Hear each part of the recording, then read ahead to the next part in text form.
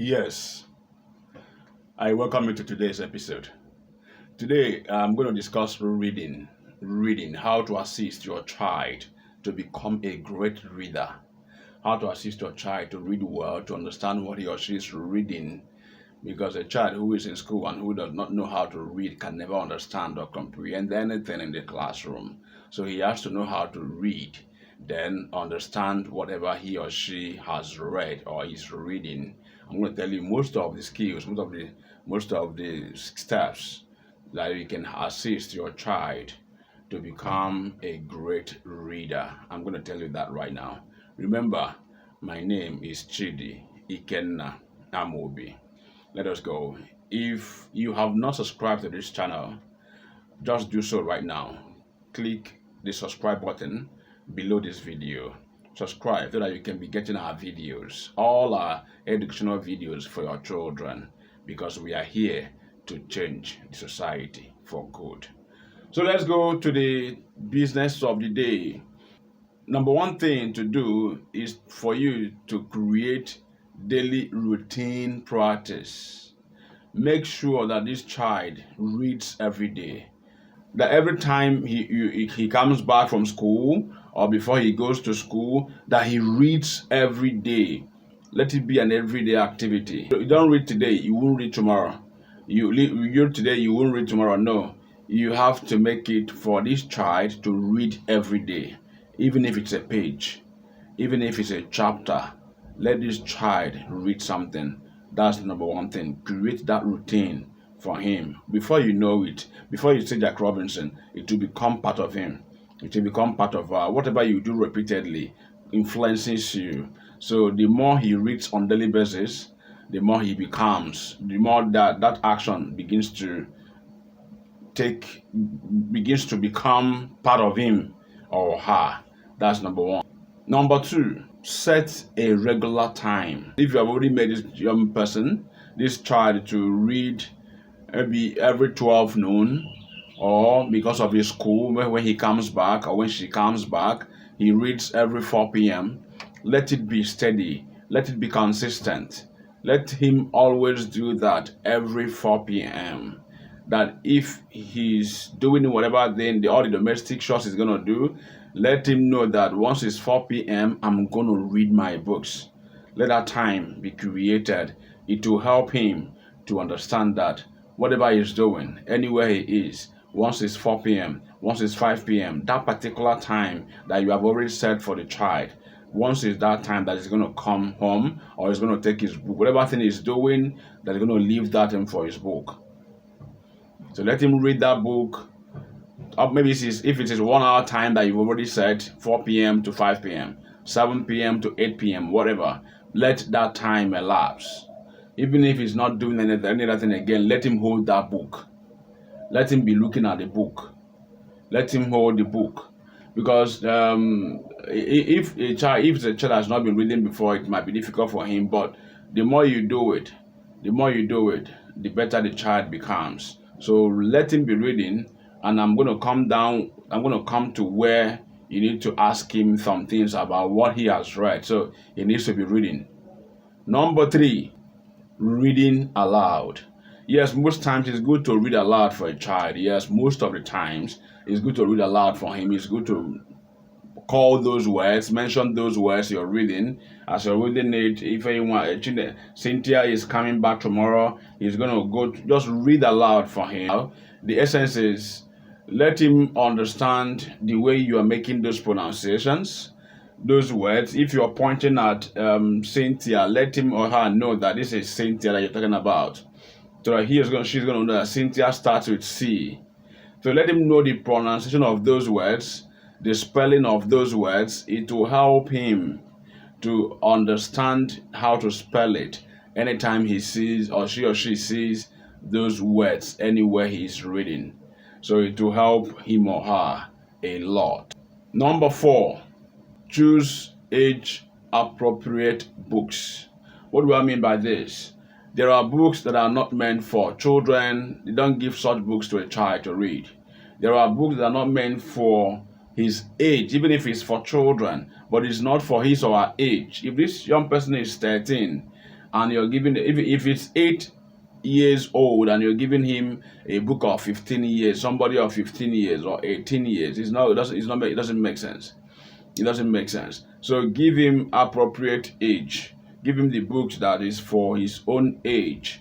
Then I think with that he will begin to understand the story based on his circle. Based on his circle, you understand. There are ways to talk to children. Not everybody is. Most people who write books, some of them are not children's books authors. Then children's book authors know the right words, the right story, the right channel to tell a story that is for children. So that when they are reading it, they are understanding it based on their level. You understand? So you need to get a book for meant for such age. Like in my books, if you're reading my books, if I'm writing for children, my books must always go around that child. In fact, the child will always feel that he or she is the person I'm talking about, because I'm going to write it the way it will be. It will revolve around the child. You understand? Around the child. So get him or her the books that are meant for such age. Number 5, get him interest-based books. What do I mean by this? There are children that like the story of animals. Some of them like the story of Spider-Man, stuff like that. Some like the story of motivational stories and all of that. So if that child, you've seen him or her, the way he or she interacts, and you find out that he or she likes stories of motivational stories, that I must be a great man, I must be a rich man, I must be a great man. Always get him books that talks about greatness, that still revolve around his age circle or age, but the book is talking about greatness, talking about someone talking about hard work, talking about smart work, people who were not great initially and finally through effort they became great. So getting books of such interest, because he has already loved to hear such stories or to watch such movies or to listen to such stories, he will always feel okay to read such stories as a book. Then what we're trying to do is just to develop this interest. Whenever he becomes that professional, whenever he becomes that great in reading, he can now diversify. She can then diversify and begin to read whatever he or she wants to read. But at the beginning, you need to get him books that interest him or her so much at the beginning, so that he or she will have the feelings and the love to keep reading the book. And then the more he reads it, the more he begins to learn from such stories. Number 6, ask him or her stories after reading. Yes, you need to, whenever you give a child a book to read, make sure you, after each chapter, ask him questions about the chapter. How do you feel about this chapter? What happened in this chapter? Why did this person did this? Do you think if it were to be you, what we're gonna do? Ask him questions. Then who was the father of this person? Who was that? Who was this and that and stuff like that? Then this will make him or her, whenever he or she is reading tomorrow, he will know that questions are coming afterwards. So he has to pay attention to what he or she is reading, because he's going to answer some questions. Either you want to ask him. That's why most of my books, in fact all my books, I have each of the chapters. At the end of each of the chapters, I'm going to tell you moral lessons. What are you learning from this chapter? What have you learned? What is the writer's perspective? What does the writer want the reader to learn from this chapter? I'm going to discuss those things in my moral lessons, and I will tell you, and I'll ask you questions. I'll ask you not less than 5 questions in those books. What happened? Why did this happen? I twist the question that you get confused. So you need to pay more attention to read them for you to answer, to respond to those questions afterwards. So it's good to ask questions, ask them questions, let them answer you. Number 7, summarize the story. Whenever allow him to summarize the story anytime he's done reading. Whenever he's done reading a book, a chapter, let him write for you. Let him write the summary of the book. Teach him what summary is. Tell him what summary is. Tell him how to write summaries. Most of these young ones don't know what summary is. When you say summarize, they get confused. I've seen it several times in our competition, in our programs, in our schools. When you ask them to summarize, they get confused. So tell him that summary is just a brief story about the story. What is this story talking about? What is the theme?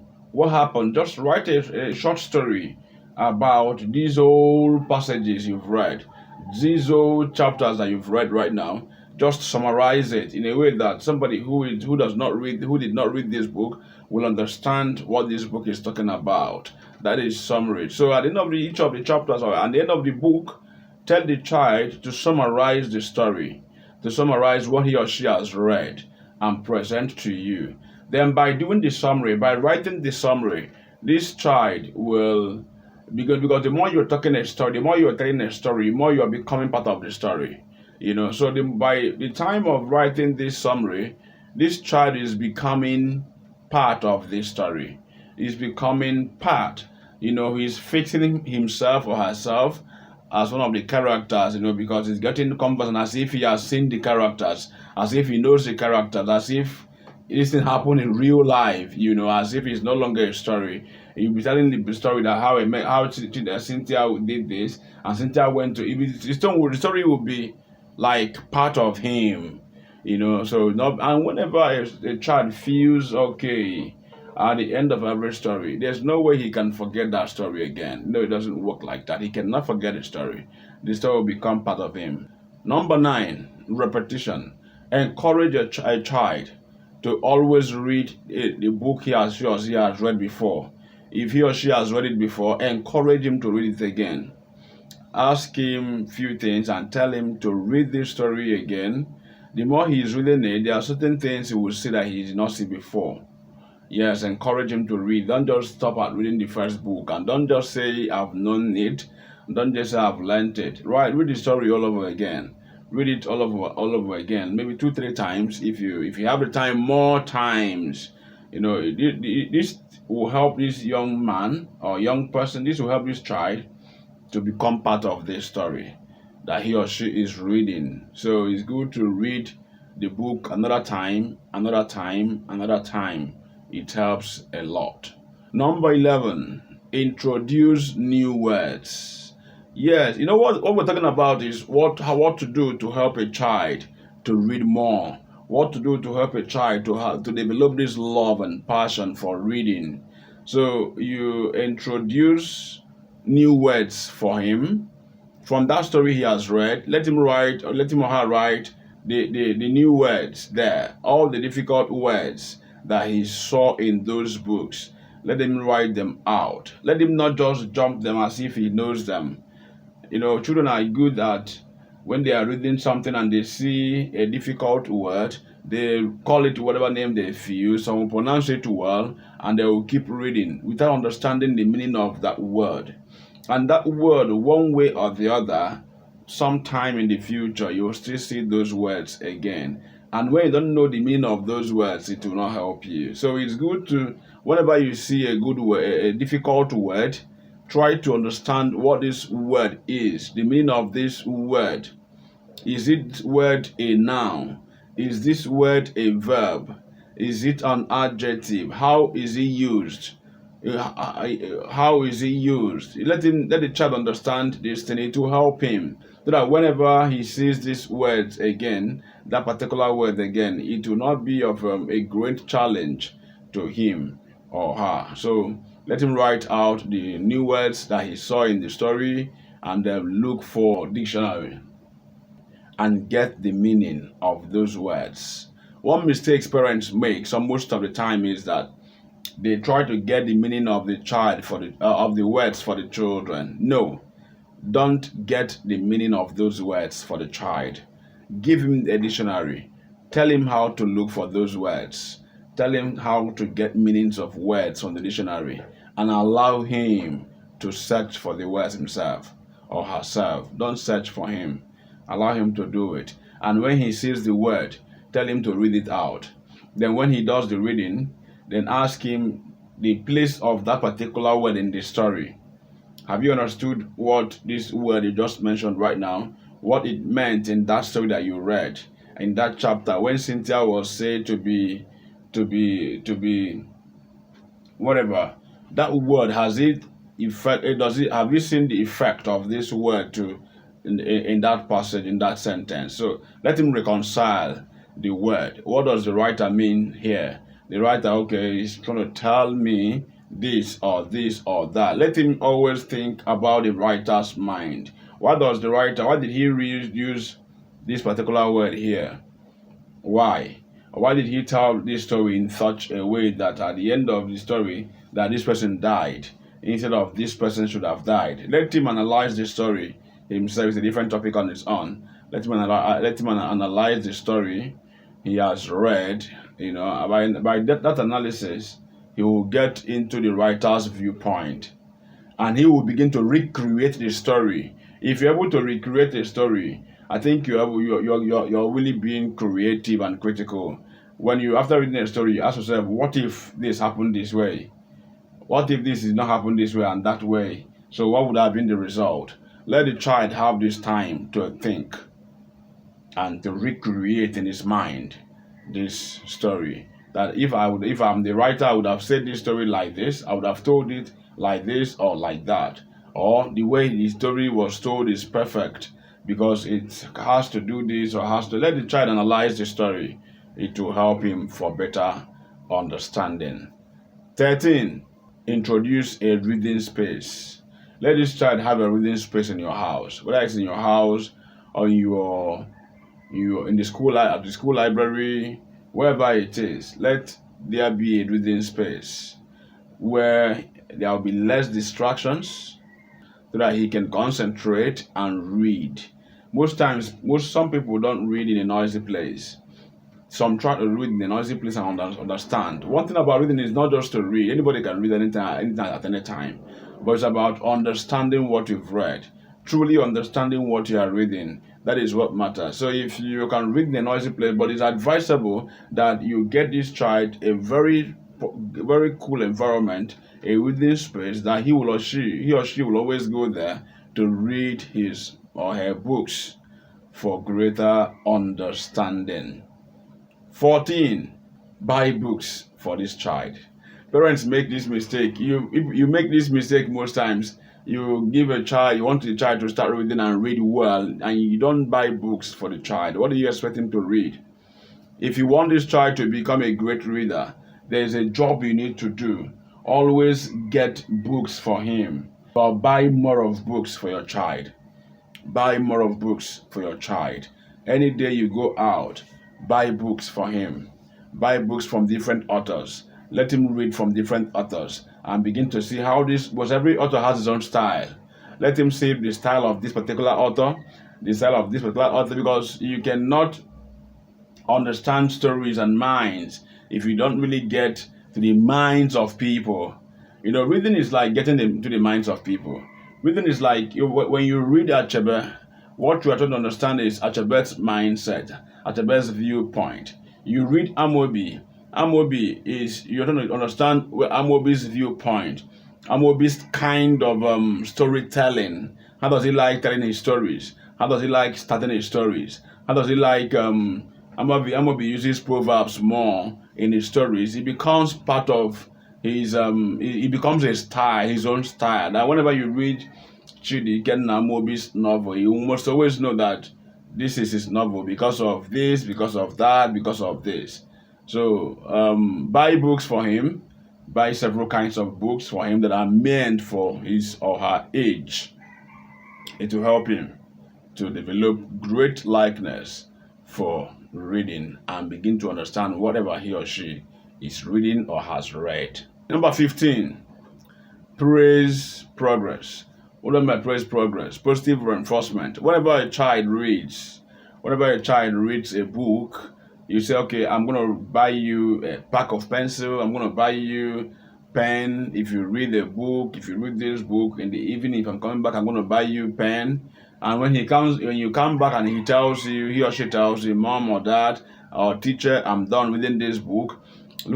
Ask him about the story. Look at to tell you the story, how the author wrote the story and all that. After all those, and you found out that what he or she said was very great, even if it was not that so much great, you still have to encourage him. You still have to appreciate him or her for reading. You appreciate him or her, even though he didn't finish a particular booklet. At least appreciate him. It gives him this mindset to read again. If somebody can appreciate him or her for reading, then he has to read more. So it will help him to become a greater reader with understanding. Number 16, be a role model. Yes, what do I mean? Most parents will always flog children. You don't read their books. You don't read their books. You've not been reading your books. You didn't read book yesterday. You didn't read book last week. I've not been seeing you read. But you are, as a parent, you have not reading. You've not read a book for a month, for 2 months, for 6 months, and this child has been seeing you that you don't read, and you always want him to read. You always want her to read. It will be a little bit difficult for you to push. He might respect you to always carry his book, trying to read it, but he's not truly reading it most of the time. Most of the time, he's just looking at the books. He's just flipping it up and down as if he's reading something, because you may flog him. The interest is not there. The interest and the concentration they are not there. He's just doing it to avoid being flogged. But whenever you're reading as a parent, you're reading your own books. You get your books once in a while, maybe every Sunday when you're free, when you're not doing much, maybe doing your holiday in a week or so. You take your book and begin to read. This child is seeing you. He or she is seeing you. And whenever she or she sees you reading, you may not even tell him to go and read. You may not even tell him to go and take his books or his or her books to go and read. Once he sees you reading, he will begin to look for his own. Let me look for my own. And he will take his own and go by the side. At that time, he or she is reading the book to understand it, because he sees that this is what we do in this house. My mom is doing it. My dad is doing it right now. So I am to do it. And if that 1 hour or 2 hours goes off, what did you learn? I learned that this happened. I learned that happened. Before you say Jack Robinson, he becomes a great reader because the interest is there, the passion is there, the love is there, the concentration is there. So you become great. So you need to read more, be a role model. Read more for your children to start reading. When they look at you, they go inside the books, inside their room, and take their own books to read. Number 16, provide a support. Yes, if you don't have the time, to encourage your child most of the way it should have been, you get someone to do that. Either engage his or her teacher. Yes, you can engage your teacher. Please always teach him how to read. Always teach him this, always teach him that, always teach her this, always teach her that. Then the teacher will always try to make sure that he or she is reading. Then even when the teacher is doing that, and those times you'll be at home with them on Saturday or Sunday, or most of the times in the evening when you're not much stressed, you ask him, you tell him, let me see what you've read. You bring him closer. So still become part of his reading, become part of his class, become part of his books. He will always know that you will ask him questions, so he will concentrate to read for greater understanding. If I've made so much points right now, encourage him to read more, encourage her to read more. Let him always read, because readers are truly leaders. No matter what, no matter how the society is seeing the educated right now, I assure you, in a short while, everything is going to be fine. They're going to see educated people as they should have been, because those who truly know what it is are coming on board. So encourage your child to become part of those that are really doing great with education, that are really doing great with skills. When you're encouraging him to read, still encourage him to acquire one skill or the other. It's most of the time in tech. If you can do more on tech, there's so many skills to do. Let your children begin to get all those skills. At the end of the day, it will be a great thing for him or her. Thank you for listening to this video. My name is Chidi Ikenna Amobi. If you have not subscribed to this channel, please do it right now, and we keep getting our videos on this channel. Thank you, and God bless you. Bye.